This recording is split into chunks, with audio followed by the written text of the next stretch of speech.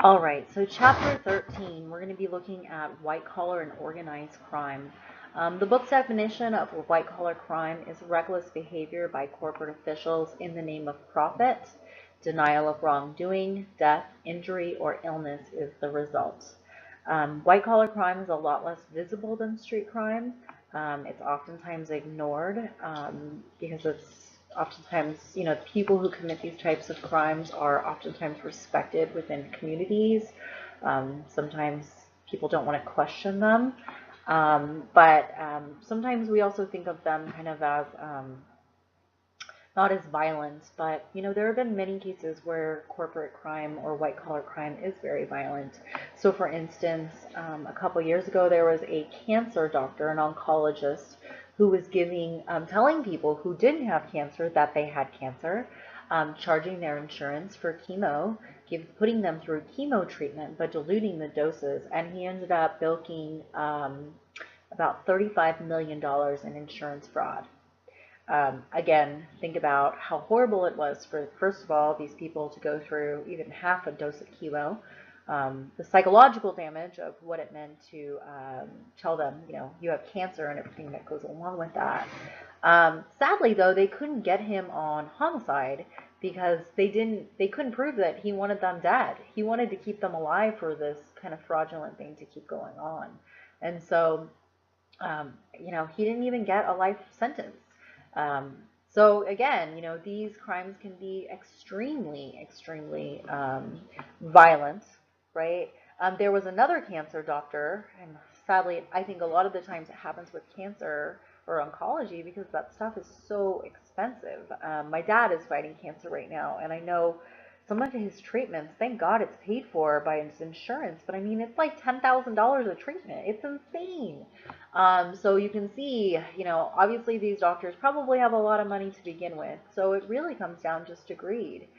There was another oncologist who was just diluting people who did have cancer, their treatment, their chemo, so that obviously, he could save money or get money. So let's talk about our chapter objectives. Okay, so the chapter objectives: to understand the relationship between the work of Edwin Sutherland and white-collar crime, to be able to define white-collar crime, including the conceptual problems involved, to be acquainted with the different forms of occupational crime, including employee theft, collective embezzlement in the savings and loans industry, fraud in the professions, healthcare fraud, including improper billing and unnecessary surgery, financial fraud, and police and political corruption. We also want to be familiar with organizational criminality and corporate crime, including corporate financial crime, corporate fraud, cheating and corruption, price fixing, price gouging, restraint of trade, and false advertising.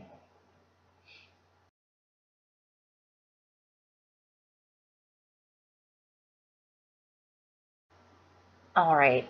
Before I get started on talking about Edwin Sutherland, and you should remember Edwin Sutherland because he's a very famous criminologist. He was the criminologist who coined the term differential association, which was one of the biggest theories and most, supported theories in criminology.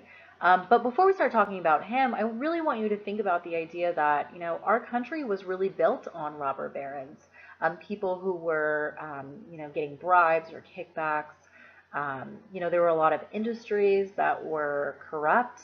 If you ever remember reading Upton Sinclair's The Jungle, he did an expose on the meat industry and how horrible it was. And again, you go, well, it was horrible, so what? Well, certain industries have a responsibility, to keep you healthy and to keep you safe. And if they're trying to cut corners to save money, and you go in and eat this meat that has been contaminated with something, or it's been out too long, obviously that is criminal, right? So again, white collar crime is far less investigated, arrested, or even prosecuted.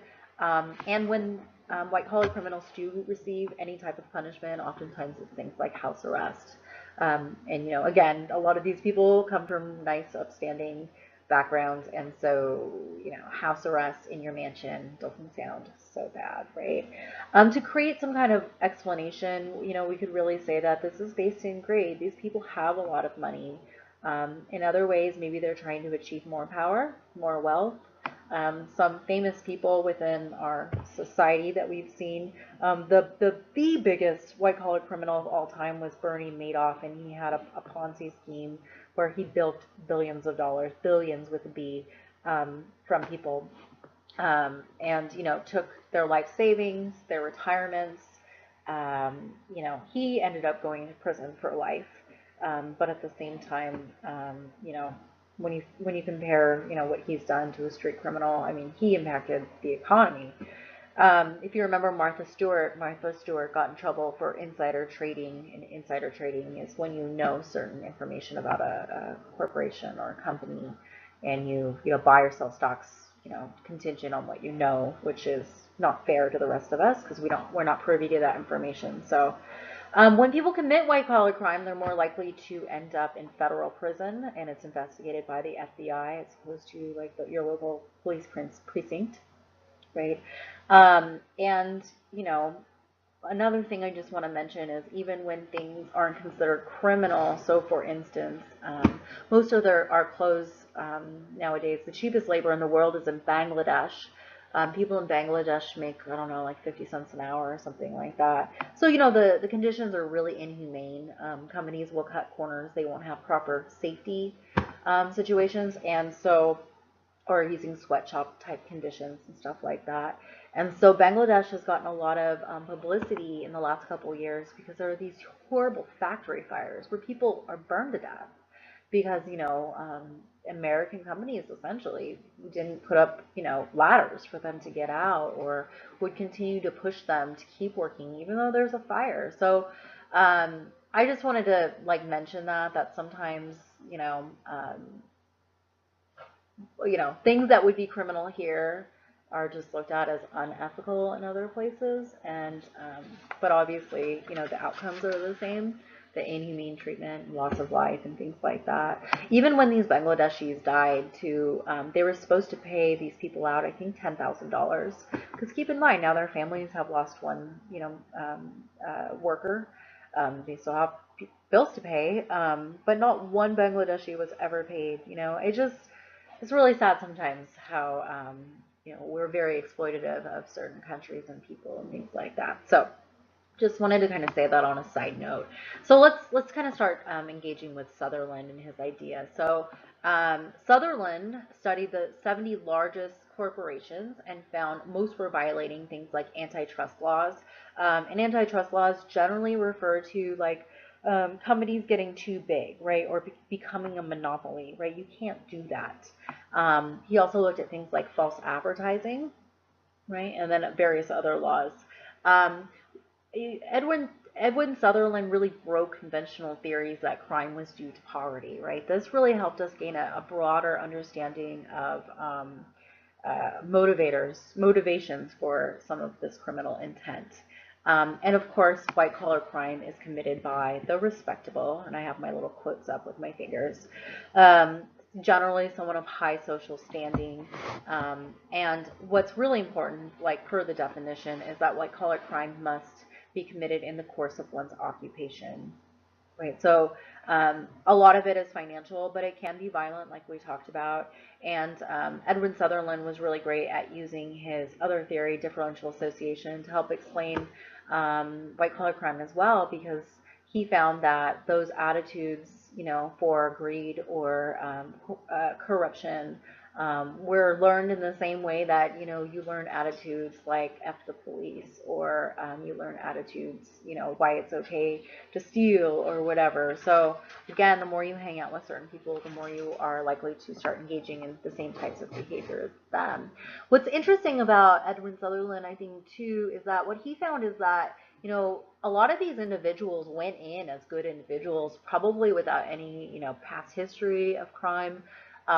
But he really looked at how the corporate culture could also contribute to,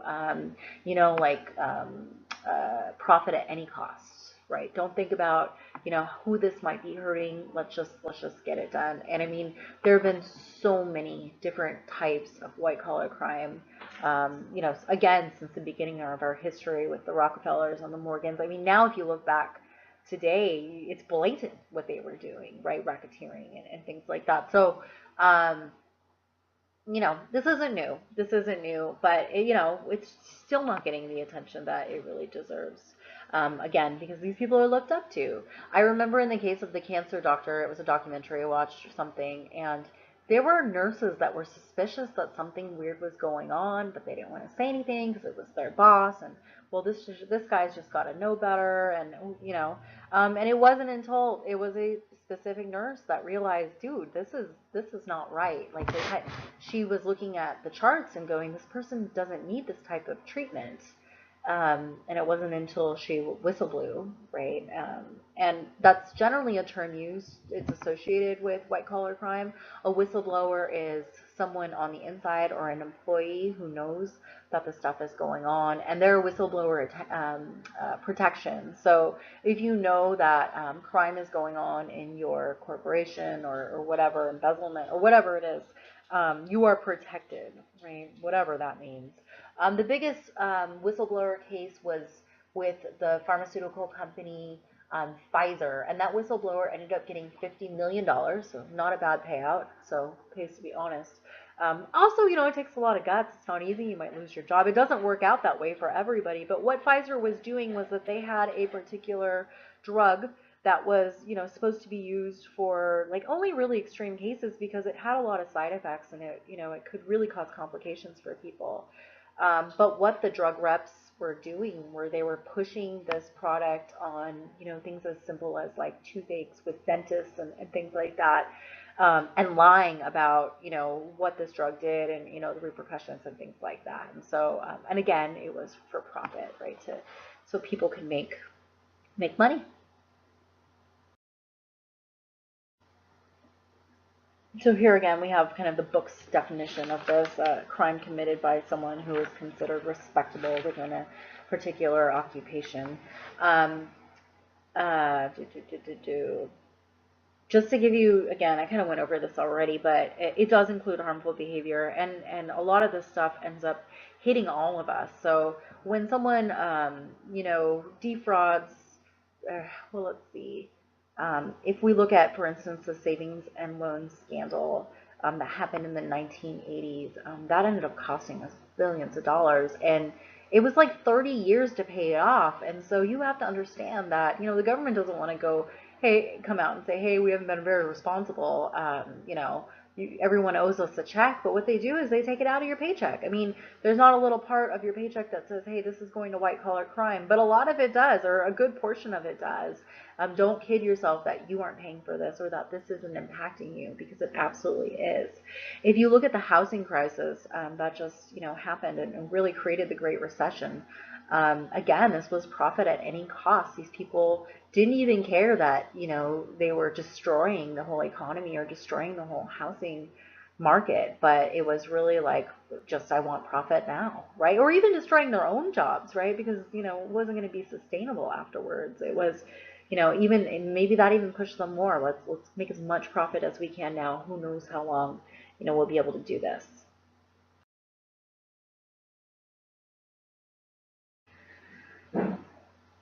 So generally, white collar crime is broken down into two sections. We have what's known as occupational crime, and we have what's known as corporate crime.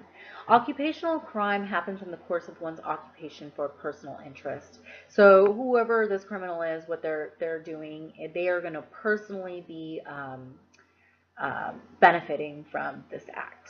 Corporate crime, on the other hand, and I think this is where the corporate culture really plays into it, is it's really set up to help the corporation reach its financial goals. So occupational crime is helping the person committing it. Corporate crime is done helping the entire corporation.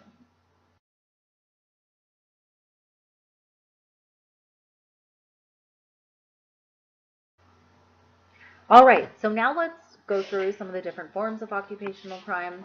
As I mentioned, employee theft would be a form of occupational crime, as well as larceny, which is what we learned in the last chapter, also known as pilferage. So this might be the theft of merchandise.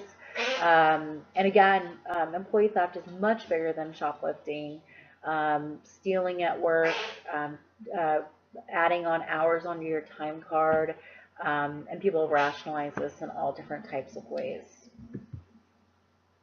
The next one, collective embezzlement in the savings and loan industries or Wall Street, right? So much going on. Actually, I have the number, I think I said billions before. It was $1 trillion, so I was a little off. And we'll be paying for the savings and loan scandal until 2030, right? So it happened in the 1980s. We're not even there in fixing it. So also things like fraud in the why isn't that working? Oh, fraud in the professions, right? So for example, a lot of this happens in the healthcare because there's so much money, you know, so doctors might call for unnecessary surgeries. Dentists, I think, sometimes do this as well. I have a hard time trusting any dentist. That's just a personal thing. It's because of my dental phobia. But if you ever wonder, do you really need to be doing this, or are you just doing this to make money? Yeah, people just do it to make money. Not always, of course. And then price gouging within healthcare, right? If you go to, for instance, the ER and they give you an aspirin, they'll charge you like $100 for the aspirin, or a pregnancy test. That was one that what would cost you $8 at the drugstore, and it's essentially the same, maybe even a cheaper version. They're going to charge you, $80 for this pregnancy test or whatever.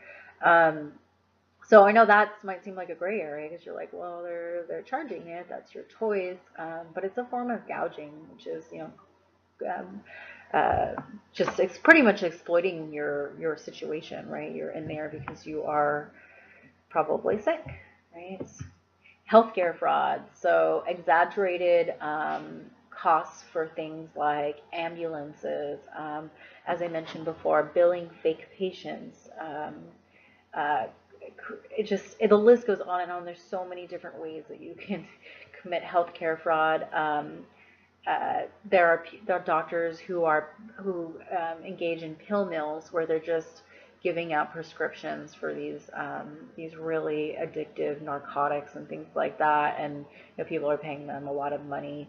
Gosh, I was just watching the other day how there was a certain area, I want to say it was in Florida, where they were just pumping out all of these opiate medications. I mean, this place just became huge. It was like a warehouse doctor office. And I mean, it was crazy. And they would get legitimate doctors to be writing these prescriptions, and they were just making a whole bunch of.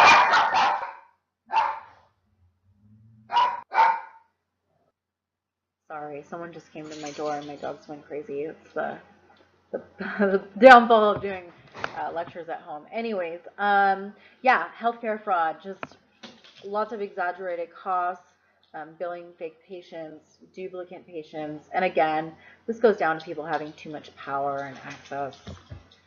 Other types of financial crime, as I mentioned, insider trading or any kind of fraudulent acts in that way. And then we also see police or political corruption, things like bribes, kickbacks, extortions, blackmail, um, you know, police officers accepting bribes for drugs or trading drugs or whatever. So, yeah, this occupational crime and white collar crime, really, the scope of it is very, very large.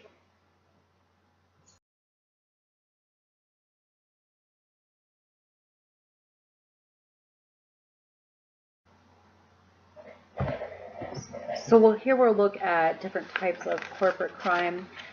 Again, remember within capitalism, there are rules that corporations, people have to abide by, but even then there's an incentive for people to incorporate their company because incorporating a company allows for limited liability, meaning, if you are selling fraudulent products or something like that, and I, as a consumer, decide to sue you, I can't go after your personal assets. I can only go after the assets of the company. So incorporating really works to protect the people who are engaging in, especially white collar crime.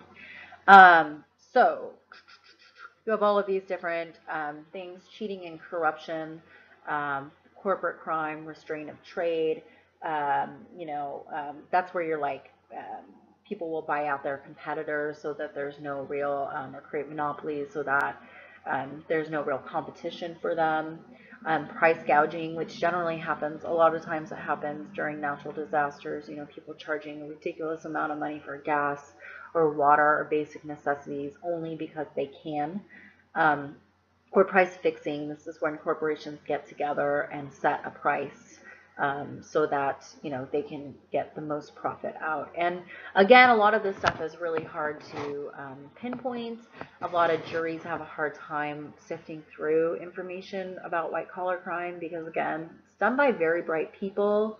And they have a hard time understanding it, right? People who are cooking the books or messing with numbers or whatever it is. It's not as black and white as street crime, right? There's a little bit more into it and detail and things like that. Um, and again, these are all happening for, corporations' benefits. Also, things like false advertising. A company can go out there and say, "Hey, we're selling this computer for $300," and then not have any or only have one. And that's what they were doing for a while. They would only have like two or three, and then once they were, and this is called bait and switch. Once they were sold, they would go, "Oh, they're all sold out, but here's this one," and so you know. Those items were never really available for that price and stuff like that. Um, so, even price gouging with oil, the cost of oil and things like that, you'll notice that most of um, it depends on the cost of the barrels and things like that too, but generally you'll find the gas stations are pretty competitive, or not very competitive. They're all around the same price. It's not like one's trying to undercut the other. And I know there are a lot of dimensions to go into the cost of gas, but there are only so many companies, right? And so many people get these contracts to refine the oil. So,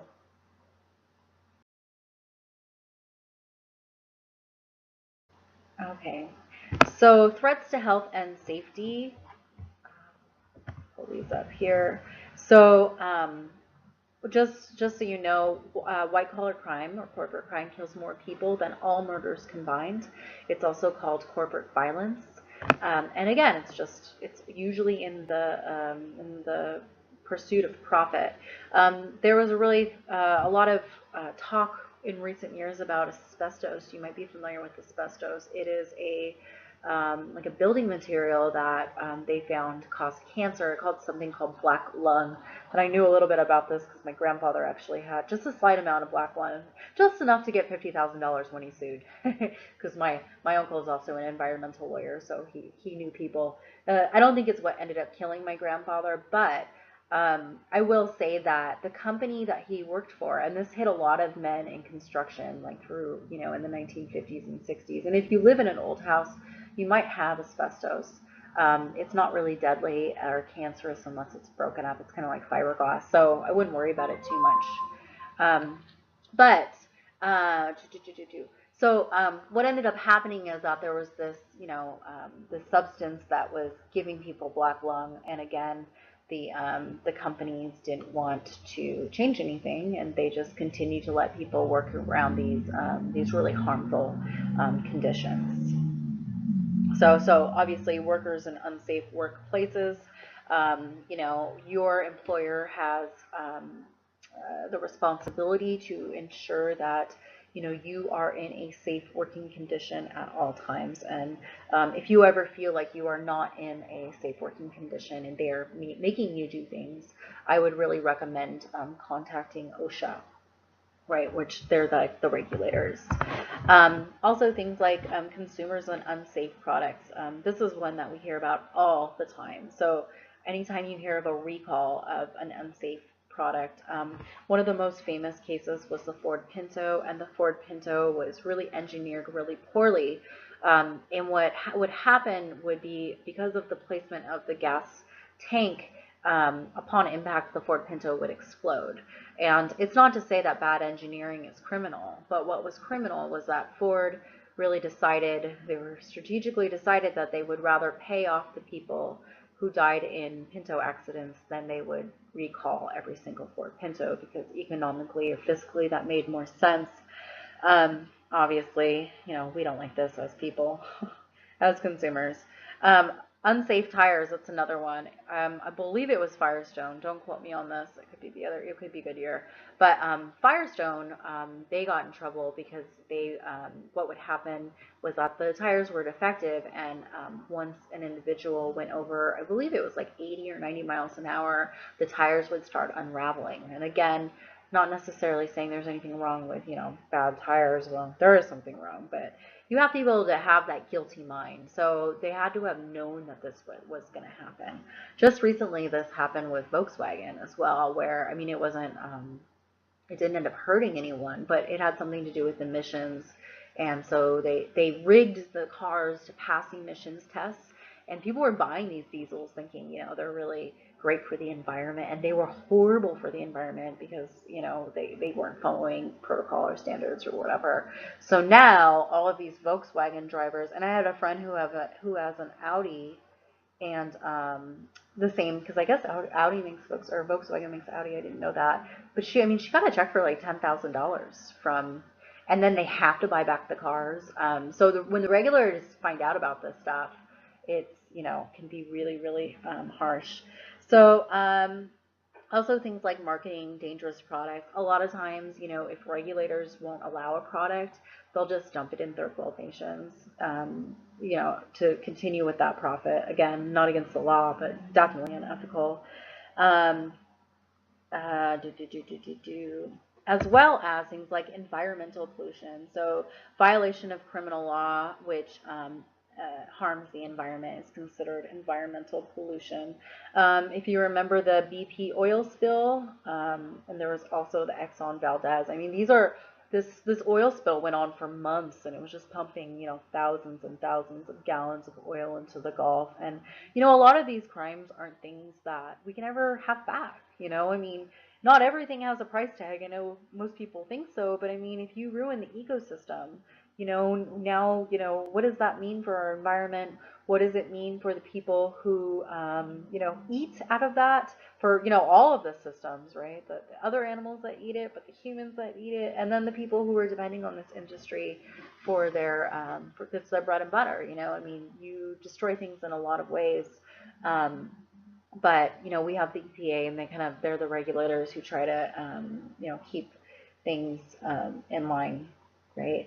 And I think when it happened with BP, what really made them negligent was they all they started to do for the first month was point fingers and say, hey, this is your problem, this is your problem, when it was their problem, right? And it's just spewing out into the Gulf, and they're just sitting there pointing fingers at other people. So definitely, horrible situation. All right, and I just wanted to, I kind of flipped through too fast, and it's hard to go back, but I just wanted to mention when it comes to environmental crime, a lot of the pollution is actually very preventable, but we have very weak laws because lobbying and things like that really lacks federal monitoring and minimal penalties. And if you look at, rational choice or hedonistic calculus, oftentimes companies will decide to continue to pollute and just pay the fines because it's cheaper for them. And so I just wanted to include that as well. And obviously, some of the consequences, could be, for environmental crime, could be illness or death, but you might not know about it for 20 or 30 years because we don't know, what has happened. There's a really interesting movie called The Yes Men, and they look at, I think it was Bhopal, where they DuPont, the company DuPont, they let a whole bunch of chemicals out into the soil. And I mean, think about that. When you let thousands of gallons of chemicals into soil that people grow their food in and things like that, it causes a lot of miscarriages and deformations and things like that with fetuses. And again, how do you fix that, right? But of course, because it happened in, a third world nation, those lives aren't as valuable, or seemingly, to these corporations. Um, so anyways, I just wanted to kind of mention that. And I want you to really reflect on these numbers. Oh my goodness, right? Um, and that's kind of why I like to end with white collar crime, because I think, just to give you some perspective, we put so much emphasis on street criminals and solving street crime, and I'm not saying that that's not important, but when you look at the cost, I mean, It costs so much more, and it takes lives. So deaths due to white collar crime are about 113,000, 113,000 compared to 16,000 for street crime, right? And again, when explaining these, they're stealing or committing this violence usually for profit, right? Breaking the law when there's opportunity. They use techniques of neutralization as the street criminals do, like oh, the government overregulates us, or whatever it is. um, and if you look at the big cases, so for instance, Enron, there's a great documentary on this called The Smartest Guys in the Room. I would explain it to you, but it's very difficult to explain. I have to say, there's so many things going on. I would really need to have an hour to explain it to you. But just to give you some perspective, Enron, ended up costing taxpayers about $67 billion, right? So huge, huge numbers.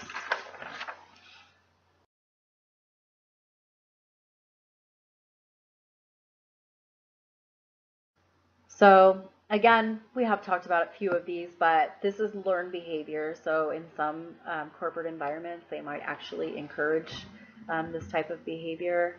Obviously, it will benefit certain people. So the pursuit of pleasure, the avoidance of pain, um, you know, things like encouraging corporate law breaking.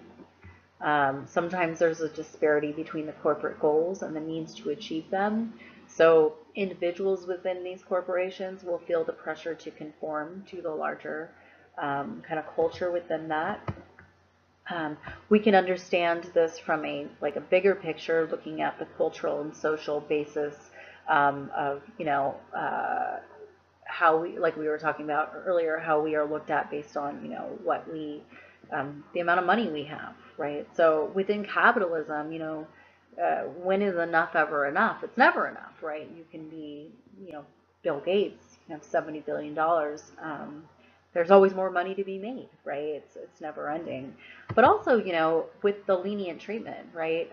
If you were looking, you can understand why some of these crimes are so attractive, considering, if you're using deterrence theory, right? I might steal millions of dollars and look at 2 years probation on house arrest. You kind of go, well, that doesn't seem like that bad of a deal. Sometimes these individuals don't even have to pay back what they stole, which is always really kind of really irks me, right? But also keep in mind that they have the best lawyers, or can afford the best lawyers. Again, as I mentioned, there's a lot of difficulty proving these cases because juries find it really difficult to understand. Like I said, the same reason why I need an hour to explain what the people at Enron were actually doing. I really recommend the film though, because it breaks it down a little bit. The other film that I recommend if you want to learn more, obviously The Wolf of Wall Street, but The Big Short came out not too long ago, and that was really interesting in looking at the housing crisis, and I think really reflects a lot of the stuff in this chapter. Um, let's see. Yeah, I think we covered everything for here.